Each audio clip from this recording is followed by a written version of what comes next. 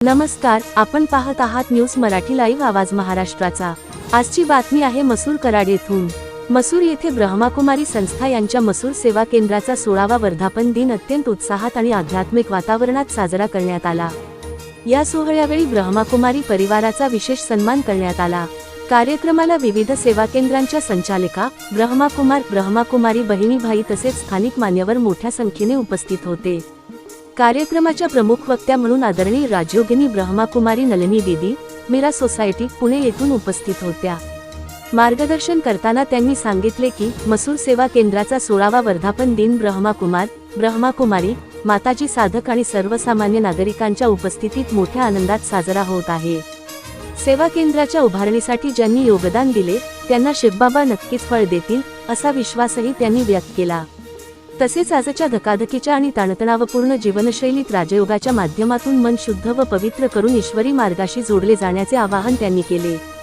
या प्रसंगी पलूस सेवा केंद्राच्या संचालिका राजयोगिनी ब्रह्माकुमारी योगिनी बहनजी, खरसुंडी सेवा केंद्राच्या संचालिका राजयोगिनी ब्रह्माकुमारी शकुंतला बहनजी, मसूर सेवा केंद्राच्या संचालिका राजयोगिनी ब्रह्माकुमारी शैलजा बहनजी, तसेच राजयोगी ब्रह्माकुमार संतोष भाईजी, बीके सचिन भाई, देवदास भाई, ब्रह्माकुमारी सुजाता बहीण, ब्रह्माकुमारी मनीषा बहीण यांच्यासह माननीय मानसिंगराव जगदाळे, श्रीकांत जिरंदे, दीपालीताई खोत, पांडुरंग डोलारे, गणेश भोसले आणि गणेश उबाळे आदी मान्यवर उपस्थित होते। कार्यक्रमात सेवाकार्यात उल्लेखनीय योगदान देणाऱ्या बहिणी भाईंना सन्मानचिन्ह देऊन गौरविण्यात आले। मसूर व परिसरातील गावांमधील ब्रह्माकुमारी परिवाराच्या उत्स्फूर्त सहभागामुळे संपूर्ण परिसरात आध्यात्मिक आणि प्रेरणादायी वातावरण निर्माण झाले होते। मसूर येथील या 16व्या वर्धापन दिन सोहळ्याने समाजात सकारात्मकता आणि आध्यात्मिकतेचा संदेश दिला आहे। अशाच स्थानिक आणि विश्वासार्ह बातम्यांसाठी आमच्या चॅनलला लाईक, शेअर आणि सबस्क्राईब करा। धन्यवाद। न्यूज मराठी लाईव्ह साठी प्रतिनिधी श्री अनिल मोरे, मसूर कराड। श्रीयुत गणेशजी भोसले भाऊ यांना देखील विनंती आहे की आपण देखील श्रीयुत कुलदीप मोहिते पत्रकार, खूप खूप धन्यवाद। टाळ्या झाल्या पाहिजेत बरं का।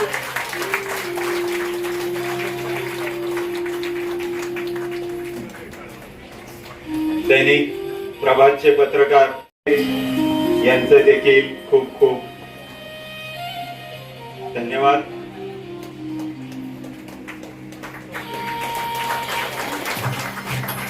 त्याच प्रकारच्या या संबंधित कार्यात आहे। अध्यात्म याशिवाय मानसिक समाधान नाही हे सर्वप्रथम आपण जाणलं पाहिजे आणि या गोष्टींचा प्रचार प्रसार आपण केला पाहिजे। कदाचित मार्ग वेगळे असतील पण माध्यम आणि ध्येय उद्दिष्ट एक आहे, अध्यात्म आणि देव। या सर्व गोष्टींच्या मुळात जाण्यासाठी आपल्याला स्वतःला देवाच्या मार्गावर जाण्यासाठी भगवान श्रीकृष्ण असतील, भगवान शिवशंकर असतील यांच्या विचारांवरती हा जो आपला जन्म झालेला आहे या जन्माचं सार्थक तेव्हाच होईल जेव्हा आपण अध्यात्माच्या माध्यमातून पुढे जाऊ। आणि सगळ्यात महत्त्वाचं सांगतो की खरंच खूप कौतुक आहे ब्रह्माकुमारी परिवाराचं की या अखंड भारतामध्ये किंवा कदाचित भारताच्या बाहेर सुद्धा आपले अनुयायी आहेत, आपले विचाराची लोक आहेत जे अध्यात्म जपतात। आणि एकच गोष्ट आवर्जून सांगतो, अध्यात्म जेवढं जपणार तेवढा हा भारत जो ज्याला अंत आधी अनंत म्हणजे ज्या धर्माची किंवा ज्या देवाचा आपण विचार करू शकत नाही एवढ्या आधीच्या वर्षांपासून आपण या प्रवाहात आहोत। आपण फक्त एक माध्यम आहोत त्या देवाचे। आणि जर हा विचार टिकवला तर आपला भारत देश सुद्धा टिकेल। प्रत्येक घरात आपण जेवढा आध्यात्मिक शक्ती, आध्यात्मिक माणसं वाढवेल तेवढा आपला भारत देश टिकण्यासाठी सुद्धा आपल्याला मदत होईल। आपला भारत आहे तर सगळं आहे, त्यामुळं अध्यात्माच्या मार्गावर राहा। आज आपण बघत असतो सोशल मीडियाच्या माध्यमातून आध्यात्मिक लोकांच्या वरती बरीच लोक टीका करतात।